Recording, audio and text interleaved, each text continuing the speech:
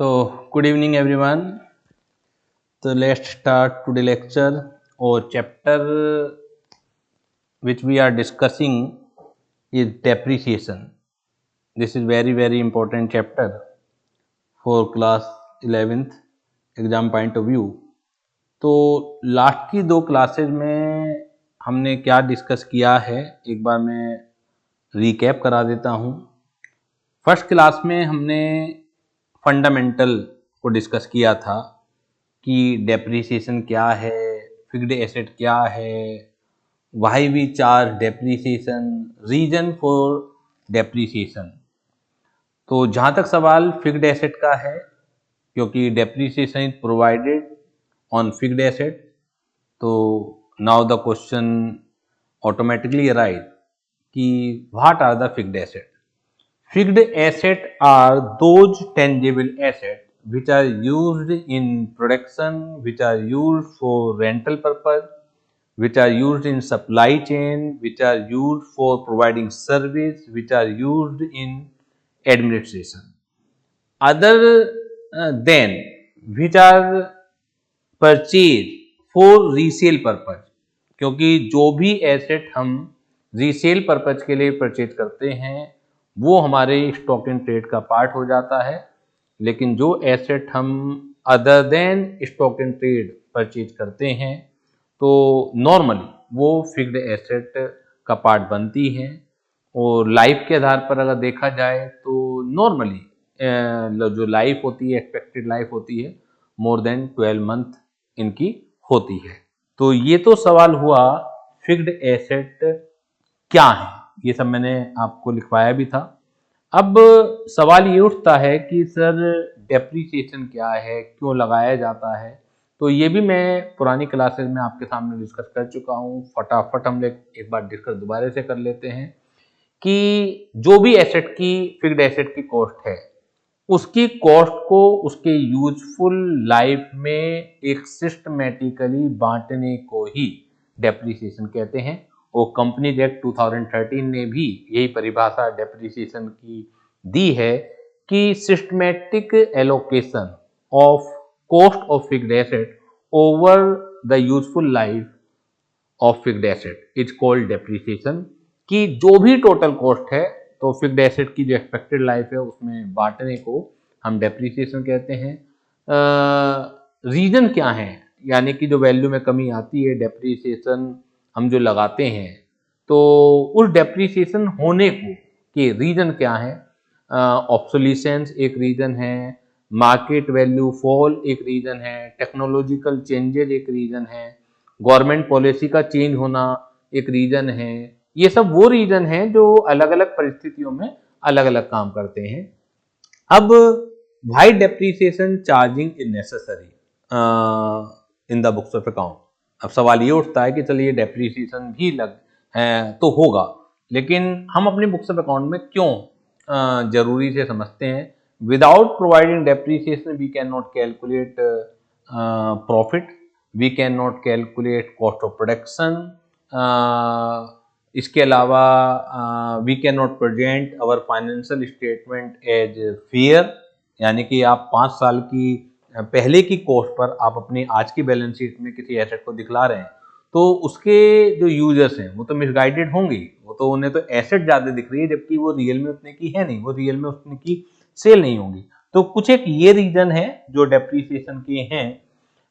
इसके बाद हमने बात किया था method for calculation of depreciation और method for recording of depreciation, यानी कि डेप्रिसिएशन को कैलकुलेट करने के कितने तरीके हैं, कंप्यूटेशन के कितने तरीके हैं और रिकॉर्ड करने के कितने तरीके हैं. तो जहां तक कंप्यूटेशन की बात है तो वो दो तरीके क्लास 11th के अंदर हैं, SLM और WDV मेथड. इसके अलावा भी मेथड है, लेकिन अगर हम क्लास 11th के सिलेबस की बात करें तो वो दो ही मेथड हैं, WDV और SLM.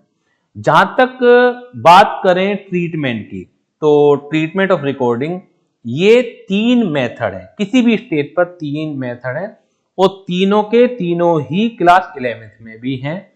पहला मेथड है रिकॉर्डिंग का when depreciation is charge directly to the asset account. Second method है when provision for depreciation account is maintain, it mean depreciation is not charge directly to the asset. और third method है when asset disposal account is open. लेकिन class 11th में जो course है, CBSE ने तो तीनों ही दे रखे हैं, लेकिन जहां तक कोर्स की बात है वो स्कूल के टीचर डिसाइड करते हैं। तो जहां तक पहले मेथड की बात है वो तो हर जगह लगाया ही जाएगा, ठीक है ना। अगर ये भी नहीं लगाया जा रहा तो इसका मतलब वो डेप्रिसिएशन चैप्टर को करा ही नहीं रहे। तो पहला मेथड ऑलवेज एप्लीकेबल होगा। इसके अलावा जो सेकंड मेथड है, कुछ स्कूलों में ये भी कराया जाता है, कुछ स्कूलों में ये तीनों ही मेथड कराए जाते हैं। तो सबसे पहले हम पहला मेथड कंप्लीट करेंगे। अगर आपके यहाँ पहला मेथड है तो उसे तो आपको कंप्लीट करना ही है, सेकंड और थर्ड की क्लासेस छोड़ सकते हैं। फिर भी मैं रिकमेंड करूंगा सेकंड मेथड भी आपको करना चाहिए, क्योंकि क्लास 12th में कुछ चीजें ऐसी हैं कि इसके कॉन्सेप्ट की जरूरत पड़ती है। नॉलेज चेक भी आप कर सकते हैं और अदरवाइज क्लास 12th में इसकी जरूरत पड़ती है। लेकिन अगर आपको लगता है कि कंफ्यूजन बढ़ेगा, छोड़ दीजिए। अगर आपके क्लास 11th में टीचर ने मना किया हुआ है, बाकी जिन जिन स्कूलों में वहां तो जरूरी हो ही जाता है। तो ट्रीटमेंट की अगर बात करें तो इसका मतलब है इन रिलेशन टू रिकॉर्डिंग कि जर्नल एंट्री कैसे पास होगी, ठीक है, और कंप्यूटेशन कैसे होगी ये मसला है कंप्यूटेशन और डेप्रिसिएशन का। उसके आपके यहाँ दो ही मेथड हैं, एसएलएम और डब्ल्यूडीवी, ठीक है। ये मैंने कल की क्लास में क्लियर कर दिया था।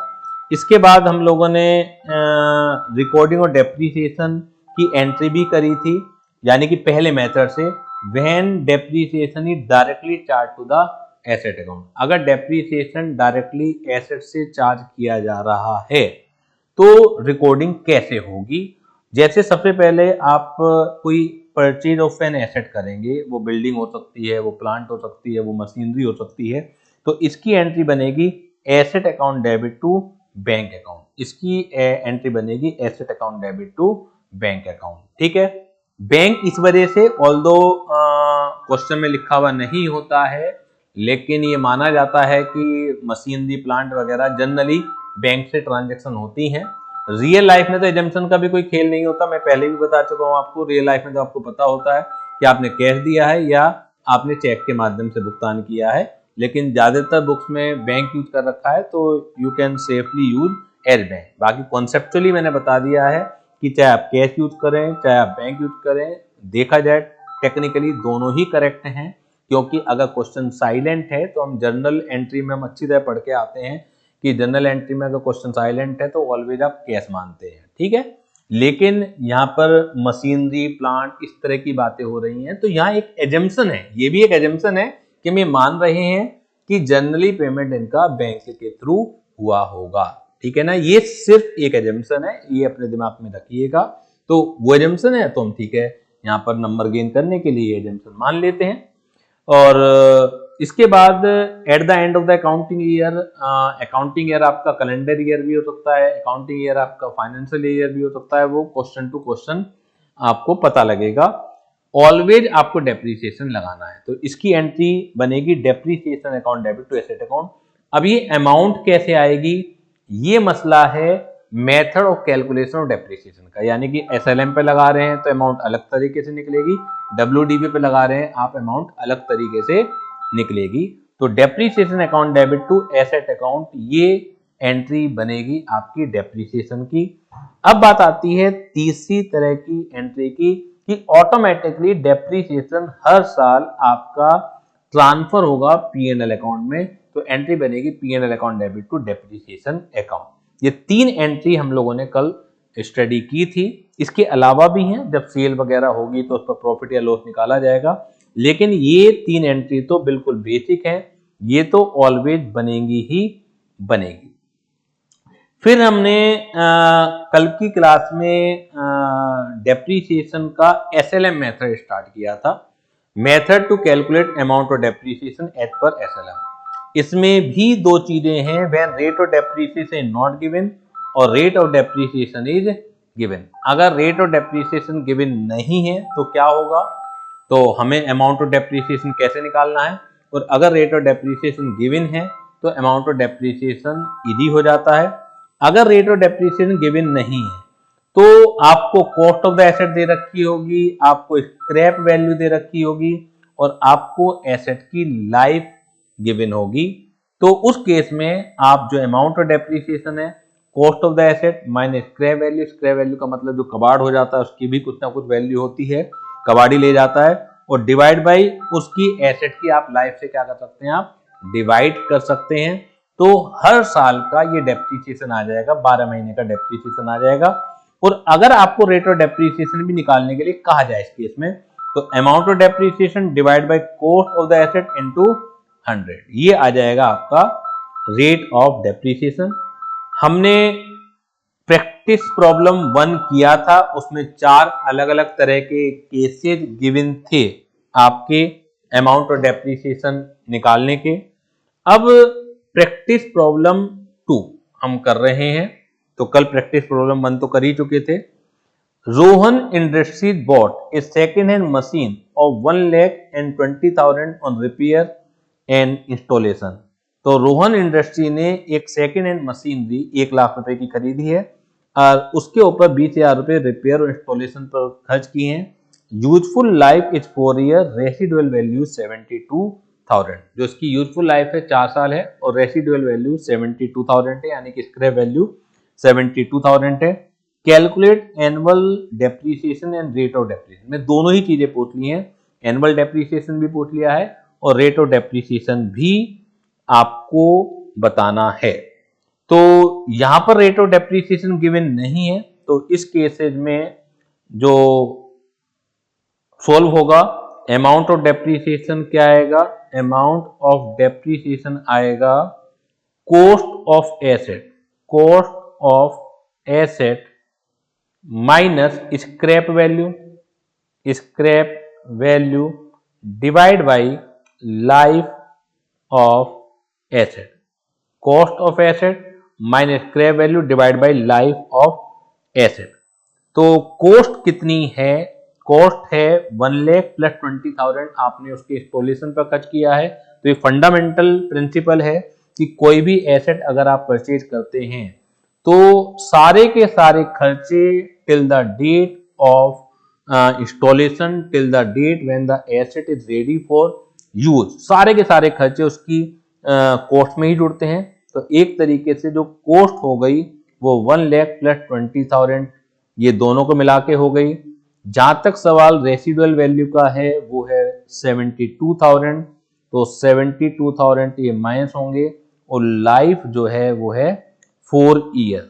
तो 1,20,000 में से 72,000 जल्दी से माइनस कीजिएगा, 1,20,000 में से 72,000 माइनस करने के बाद इट विल कम 48,000 और डिवाइड बाई 4, तो अमाउंट ऑफ डेप्रिसिएशन आ जाता है 12,000। जो अमाउंट ऑफ डेप्रिसिएशन है वो आ जाएगा आपका 12,000। अब ना केवल इसमें अमाउंट ऑफ डेप्रिसिएशन आपसे पूछा है, रेट ऑफ डेप्रिसिएशन भी पूछा है। तो रेट ऑफ डेप्रिसिएशन जो है, रेट ऑफ डेप्रिसिएशन जो है वो फॉर्मूला है amount of depreciation divide by cost of asset, divide by cost of asset multiply by 100। इसमें जब कॉस्ट ऑफ एसेट हम डिवाइड करते हैं तो स्क्रैप वैल्यू नहीं घटाते हैं। तो अमाउंट ऑफ डेप्रिसिएशन है 12,000 डिवाइड बाय कॉस्ट है 1,20,000, जो इंस्टॉलेशन के खर्चे हैं वो भी ऐड होंगे इनटू 100, तो ये वैल्यू निकल के आ जाती है 10%। तो रेट ऑफ डेप्रिसिएशन जो आ गया इस क्वेश्चन में वो आ गया है 10%। जल्दी बताइएगा मेरा राजा बेटा कि क्लियर हुआ या नहीं हुआ। तो अमाउंट ऑफ डेप्रिसिएशन भी हमने निकाल दिया, अमाउंट ऑफ डेप्रिसिएशन और रेट ऑफ डेप्रिसिएशन दोनों ही आपसे इस क्वेश्चन में पूछे गए थे। This is practice problem number 2। जल्दी से बताइएगा बेटा ये चीज समझ में आ गई या नहीं आ गई।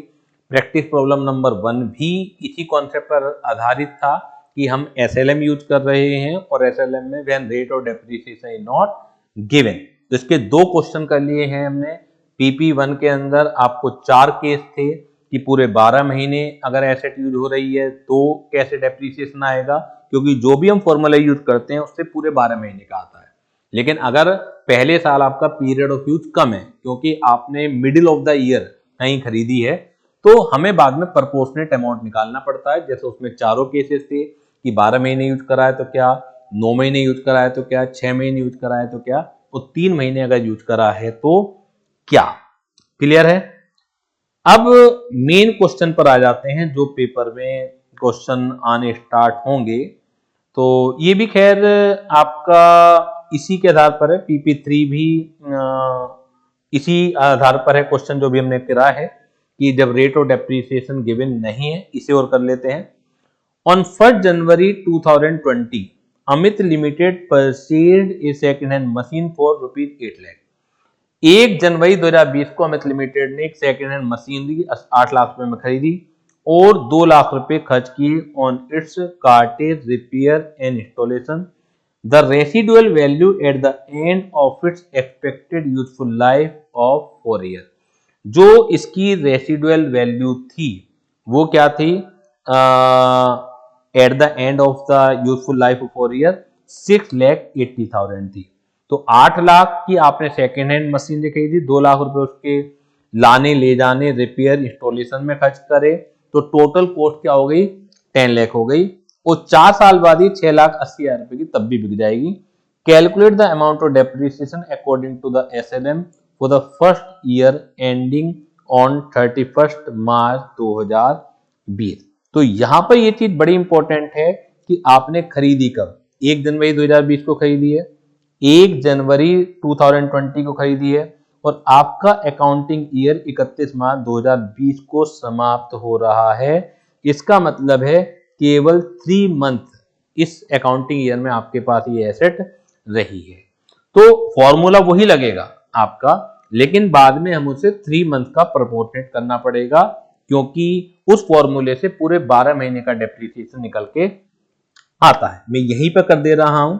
क्वेश्चन नंबर जो 3 है आपका, अमाउंट ऑफ डेप्रिसिएशन क्या आ जाएगा? Cost of the asset. मैं फॉर्मूला नहीं लिख रहा हूं, सीधे आंसर ही निकाल रहा हूं। 8 lakh plus 2 lakh minus 6,80,000, this is scrap value, divide by life. तो 10 लाख में से 8 लाख प्लस 2 लाख, 10 लाख में से 6,80,000 रुपए जाएंगे, तो ये बचेगा 3,20,000 डिवाइड बाई 4।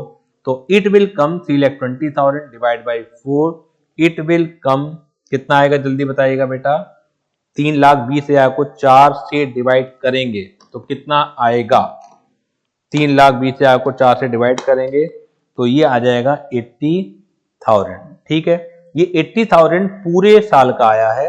तो डेप्रीसिएशन, क्योंकि 3 महीने का पूछा है, तो depreciation for the year, depreciation for the year, और ये ईयर है 2019-20। इस तरीके से आपको लिखना पड़ेगा कि 31 मार्च 2020 को जो फाइनेंशियल ईयर खत्म हो रहा है वो 1 अप्रैल 2019 को स्टार्ट हुआ होगा। तो 80,000 into 3 divide by 12, 80,000 into 3 divide by 12, तो इट विल कम 20,000। तो इसका जो आंसर रहेगा क्वेश्चन नंबर 3 का, वो रहेगा आपका 20,000। क्लियर है? कोई डाउट हो बता दीजिए। वो धीरे धीरे मैं करा रहा हूं। ये अभी हमारे क्वेश्चन चल रहे हैं जब रेट ऑफ डेप्रिसिएशन गिवन नहीं है, तो किस तरीके से अमाउंट निकालना है और किस तरीके से रेट निकालना है। क्वेश्चन नंबर 4 देखिएगा इसी में। On 1 July 2024 bright star limited purchased A used machine for ₹4,80,000 and spent ₹1,20,000 on repair and installation. Calculate depreciation at the rate 10% per annum SLM for the year ending 31 March 2025। यहां पर question number 4 में आपको rate of depreciation given है। तो अगर rate of depreciation given है तो apply that rate and calculate the depreciation. ये बेहद ईजी होता है।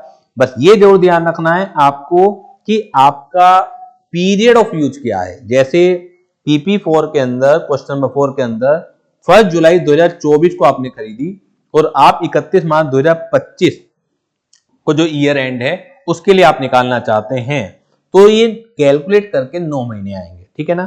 तो अमाउंट ऑफ डेप्रीसिएशन जो आएगा, अप्लाई दैट रेट, आपकी जो मशीनरी की कॉस्ट थी वो कितनी थी, 4,80,000 प्लस 1,20,000, ठीक है, यानी कि इन दोनों को जोड़ दीजिए। इसका आपको 10% निकालना है। ध्यान रखिएगा, यहां लिखा हुआ 10% पर एनम। अगर क्वेश्चन में लिखा हुआ है कि calculate depreciation at the rate 10%, ये नहीं लिखा हुआ पर एनम, तो इसका मतलब है डायरेक्टली 10% निकालना है। लेकिन अगर पर एनम लिखा हुआ है तो इसका मतलब है पूरे 12 महीने का रेट है। तो अगर आपके क्वेश्चन में मंथ कम है, जैसे इस क्वेश्चन में मंथ जो है 1 जुलाई 24 से 31 मार्च 2025 तक 9 ही महीने हैं, तो इसको 9/12 भी आपको करना पड़ेगा। तो 4,80,000 plus 1,20,000 it will come 6 lakh. इन दोनों को अगर जोड़ेंगे तो 6 लाख आएगा। 6 लाख का जब आप 10% निकालेंगे तो वो आ जाएगा 60,000, ये पूरे 12 महीने का है। और फिर आप इसका 9/12 भी करेंगे तो ये आ जाएगा 45,000, ये आ जाएगा 45,000। तो जल्दी से बताइए बेटा कि ये चीज क्लियर है या नहीं है। उम्मीद करता हूं कि एक एक चीज आपको क्लियर हो जानी चाहिए। हल्का सा आपको फोकस रखना है। हर क्लास में आपको 30 से 35 मिनट मेरे साथ देने हैं और जो भी क्लास में होता चला जाए एक बार घर पे जाके जरूर रिवाइज करना है, प्रैक्टिस करनी है, क्वेश्चन को अपने हाथ से सोल्व करना है। तो कोई कारण ही नहीं है कि आप इस चैप्टर के अंदर मास्टर ना हो जाए। तो एक एक चीज मैं यहाँ पे करा रहा हूं आपको, लेकिन आपको भी अपने हाथ से अपने रजिस्टर में क्वेश्चन को करना है। जब तक आप अपने हाथ से रजिस्टर में क्वेश्चन को नहीं करेंगे तो आप परेशानी में फंसेंगे, एग्जाम में आप हैंडल नहीं कर पाएंगे, क्वेश्चन को फिर आप नहीं कर पाएंगे। क्वेश्चन नंबर 5 देखिएगा, ये अलग अलग केसेस हैं। Calculate annual depreciation and rate SLM in each cases. तो आपको ये भी सेम पैटर्न पर ही क्वेश्चन है। अभी बिल्कुल बेसिक ही क्वेश्चन चल रहे हैं। अभी हमें जो मशीनरी अकाउंट बनाना है वो क्वेश्चन अभी हमारे स्टार्ट नहीं हुए हैं। अभी हम अलग अलग सिचुएशन में केवल अमाउंट ऑफ डेप्रिसिएशन को कैलकुलेट करना सीख रहे हैं। तो calculate annual depreciation and rate SLM in each case. Cost है 2 लाख, इंस्टॉलेशन है 20,000, स्क्रैप है 10,000, लाइफ है 5 ईयर। पहला केस ये। तो इसी तरीके से पांचों के पांचों केस हैं।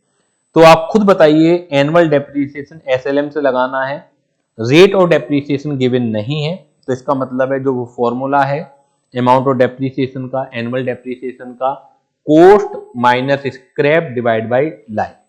अब कॉस्ट का मतलब यहां पर ये दोनों ही कॉस्ट जुड़ेंगी, यानी कि जिस रेट पर आपने एसेट को परचेज किया हुआ है वो प्लस उसकी इंस्टॉलेशन दोनों ही ऐड होंगे, दोनों ही ऐड होंगे। तो क्वेश्चन नंबर 5 की अगर हम बात करें, क्वेश्चन नंबर 5 की अगर बात करें, PP5 की अगर बात करें, तो इसमें जो एनुअल डेप्रिसिएशन है, एनुअल डेप्रिसिएशन का पहले आपको फॉर्मूला लिखना पड़ेगा और वो आएगा cost of asset.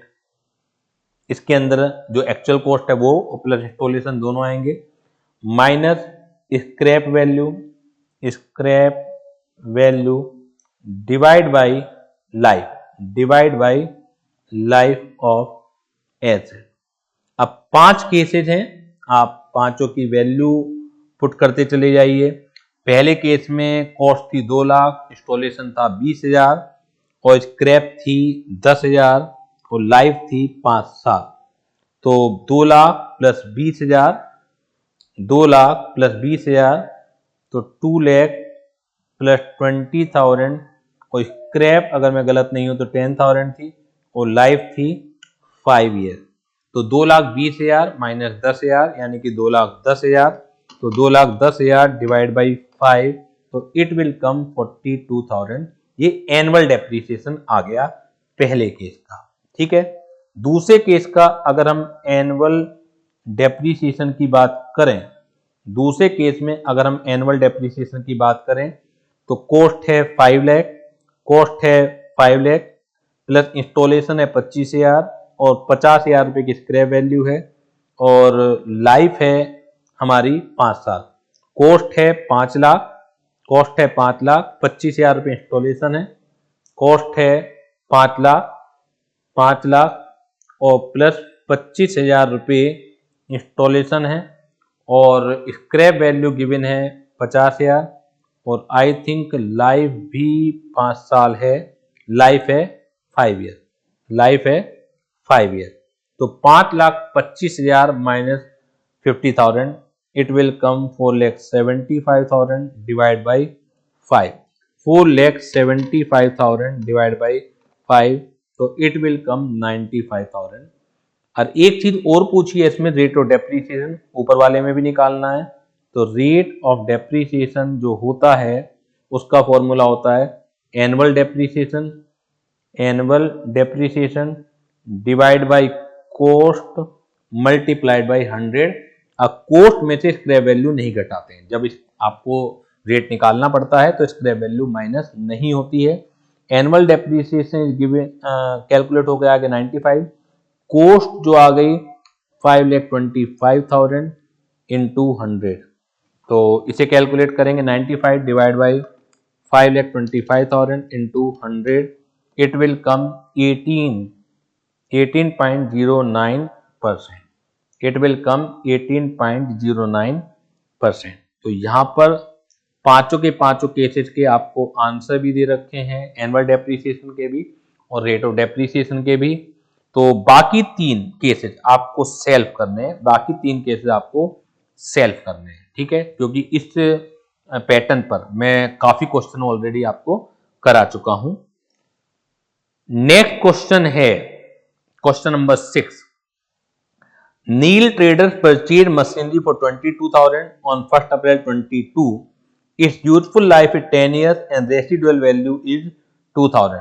Neil Traders ने एक मशीनरी परचेज की है 22,000 की ऑन 1st अप्रैल 22। डेट पर बड़ा ध्यान देना है आपको क्योंकि डेट की वजह से अमाउंट चेंज हो जाता है। यूजफुल लाइफ है 10 ईयर्स, रेसिडुअल वैल्यू है 2,000। Compute annual depreciation and state the machinery account balance on 1st अप्रैल 2025।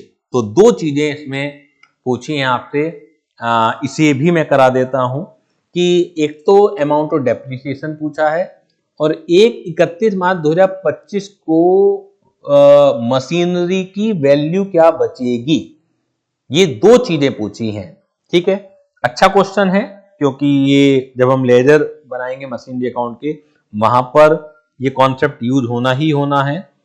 तो आप देखिए 1 अप्रैल 2022 को पहली बार मशीनरी खरीदी गई 22,000 रुपए की, रेसिडुअल वैल्यू है 2,000, लाइफ है 10 ईयर। सबसे पहला काम हमारा होगा अमाउंट ऑफ डेप्रीसिएशन निकालने का, ठीक है। क्वेश्चन नंबर 6 है ये और अमाउंट ऑफ डेप्रीसिएशन का वही फॉर्मूला होगा cost minus scrap divide by life, cost minus scrap divide by life. Cost question में गिवन है 22,000, स्क्रैप गिवन है 2,000, लाइफ गिवन है 10 ईयर। तो 20,000 डिवाइड बाय 10 इट मींस 2,000 का अमाउंट ऑफ डेप्रीसिएशन आ गया हर साल। सबसे पहला आंसर तो ये कि हर साल एनुअल डेप्रीसिएशन कितना लगेगा। दूसरी चीज पूछी है कि मशीनरी का बैलेंस 1 अप्रैल 2025 को कितना रहेगा, इसे निकालना है, ठीक है ना, इसे और निकालना है। तो हेडिंग आएगी computation of balance of machinery as on 31 March 2025। जो निकालना है वही आपने हेडिंग बना दी, आपको मशीनरी का बैलेंस निकालना है 31 मार्च 2025 को, ठीक है। ये कैसे निकलता है, ये कैसे निकलता है, आपने मशीनरी खरीदी कब थी, 1 अप्रैल 2022 को खरीदी थी, ठीक है। तो यहां से ही स्टार्ट करेंगे। Cost of machine, cost of machine as on 1 April, cost of machine as on 1 April 22, यानी कि 1 अप्रैल 2022 को जो मशीनरी की कॉस्ट थी वो कितनी थी, 22,000 रुपए। ठीक है, अब मुझे ये बताइए कि डेप्रीसिएशन इसके ऊपर कब लगेगा, पूरे साल का डेप्रीसिएशन लगेगा। डेप्रीसिएशन फर्स्ट ईयर का लगेगा, फर्स्ट ईयर, और मैं डेट भी लिख देता हूं आपके समझने के लिए, पेपर में लिखने की जरूरत नहीं है। 1 अप्रैल 22 से लेकर 31 मार्च 23, ये पहला साल होगा फर्स्ट ईयर डेप्रीसिएशन का। एनुअल डेप्रीसिएशन कितना आया है, 2000 आया है, पहले साल का डेप लग गया। डेप्रीसिएशन के बाद एसेट की वैल्यू डिक्रीज होती है ना, तो डेप्रीसिएशन को इससे हमने माइनस कर दिया, तो ये वैल्यू आ गई 20,000। ये आ गई बुक वैल्यू, या WD भी कह सकते हैं, बुक वैल्यू एज ऑन 1 अप्रैल 2023, 31 मार्च 2023 तक का डेप्रीसिएशन हम लगा चुके हैं। ठीक है, तो इसका मतलब है अगली जो अकाउंटिंग ईयर है 1 अप्रैल 2023, उसकी ओपनिंग बुक वैल्यू आ गई। अब हमें डेप्रीसिएशन लगाना है सेकेंड ईयर डेप्रीसिएशन, तो यहां पे भी आपके समझने के लिए मैं डेट लिख देता हूं, 1 अप्रैल 2023 से लेकर 31 मार्च 2024 तक। ठीक है, 1 अप्रैल 2023 से लेकर 31 मार्च 2024 तक, क्योंकि हम SLM मेथड यूज कर रहे हैं। SLM मेथड का जो कोर कॉन्सेप्ट होता है वो ये होता है, हर साल सेम अमाउंट की डेप लगेगा। पहले साल 2,000 रुपए लगा था, तो अब के भी 2,000 रुपए ही डेप्रीसिएशन लगेगा। इसे माइनस करने के बाद जो वैल्यू आ जाती है वो आ जाती है 18,000। इस वैल्यू के क्या लिखेंगे, इस वैल्यू को लिखेंगे book value as on 1 April 2024, book value as on 1 April 2024। हमें कब की निकालनी है, 31 मार्च 2025 की निकालनी है। ठीक है, इसका मतलब है एक साल का डेप और लगेगा, less third year depreciation, it mean 1 April 2024 से 31 मार्च 2025 तक का डेप। क्योंकि SLM मेथड यूज कर रहे हैं, इसका मतलब है इस साल भी 2,000 रुपए ही डेप्रीसिएशन लगेगा और वैल्यू बचेगी 16,000 रुपए। अब क्योंकि आपसे कहा है 31 मार्च 2025, तो ये बुक वैल्यू आ गई, book value as on 31 March 2025, इसे 31 मार्च 2025 कह दीजिए, या अगर क्वेश्चन आगे बढ़ाते हैं हम तो 1 अप्रैल 2025 के रूप में इसे लिखते हैं। लेकिन क्योंकि क्वेश्चन में 31 मार्च 2025 की बुक वैल्यू पूछी है, तो हम भी इसे 31 मार्च 2025 ही लिखेंगे। तो इसका आंसर आ गया 16,000। इसका जो आंसर आ गया वो आ गया 16,000। एनुअल डेप्रीसिएशन 2,000 था, और जो मशीनरी की बुक वैल्यू बची है 31 मार्च 2025, या उसे इन अदर वर्ड्स कह सकते हैं 1 अप्रैल 2025, बल्कि 1 अप्रैल 2025 ही बोला है, वहां पे शायद मैंने हेडिंग में गलत लिख दिया। तो 1 अप्रैल 2025 को जो बुक वैल्यू पूछी है वो आ गई आपकी 16,000। तो जल्दी से बताइए बेटा कि ये सब क्लियर हुआ या नहीं हुआ। उम्मीद करता हूं कि ये क्लियर हो गया होगा आपको ये कॉन्सेप्ट। टेक योर टाइम, घर पे जाके आपको क्वेश्चन करने जरूर हैं, जो मैं करा रहा हूं उन्हें भी एक बार दोबारा से रिवाइज करना है, और जब मैं करा रहा होता हूं उन्हें अच्छी तरह समझना है। जो मैं लिखा रहा हूं एक एक चीज आपको लिखनी है, क्योंकि लिखने से आपका माइंड भी एक्टिव रहता है, आपका माइंड इधर उधर नहीं भग सकता। लेकिन जब आप केवल सुनते हैं तो कई बार आप ये देखते होंगे कि कहीं और किसी और दुनिया में आपका माइंड चला जाता है, तो फोकस ही नहीं हो पाएगा, तो आपकी समझ कुछ नहीं आएगा। और जब भी चैप्टर शुरू हो तो शुरू की कुछ क्लासें बड़ी इंपॉर्टेंट होती हैं। एक बार को बाद में आपने थोड़ी सी लापरवाही कर भी ली, एक बार को वो चल जाएगा, लेकिन अगर शुरुआत में लापरवाही कर गया तो पूरा का पूरा चैप्टर ही वास आउट हो जाएगा। तो ये क्वेश्चन हमने कर लिया है। अब प्रैक्टिस प्रॉब्लम 7 आपको घर से करके लानी है। एक बार हम यहां डिस्कस कर लेते हैं। On 1 April 22 Vedant and company purchase machinery for ₹4,20,000 and installation charges were 40,000, estimated life 10 years, scrap value 60,000, compute annual depreciation and state machinery account balance as on 1 April 2025। तो बिल्कुल जो क्वेश्चन नंबर 6 है उसी के पैटर्न पर क्वेश्चन नंबर 7 है, हो जाना चाहिए आपका। अब प्रैक्टिस प्रॉब्लम 8 देखिए। ये furniture costing 60,000 was purchased on 1 April 2021। Addition were made on 1 April 2022 9,000, on 1 October 2024 8,000, residual value 6,500 respectively. Find the balance of machinery account on 31 March 2025 SLM। ये हम कल की क्लास में डिस्कस करेंगे। तो यहां से अब मेन क्वेश्चन स्टार्ट हो जाएंगे कि खाली एक मशीनरी या एक प्लांट की बात नहीं है, इसमें हमें प्रॉपर आपको लेजर अकाउंट बनाना पड़ेगा बैलेंस निकालने के लिए। एक फर्नीचर एक डेट पे खरीदा गया, फिर दूसरा फर्नीचर किसी और डेट पे खरीदा गया, फिर तीसरा फर्नीचर किसी और डेट पे खरीदा गया है।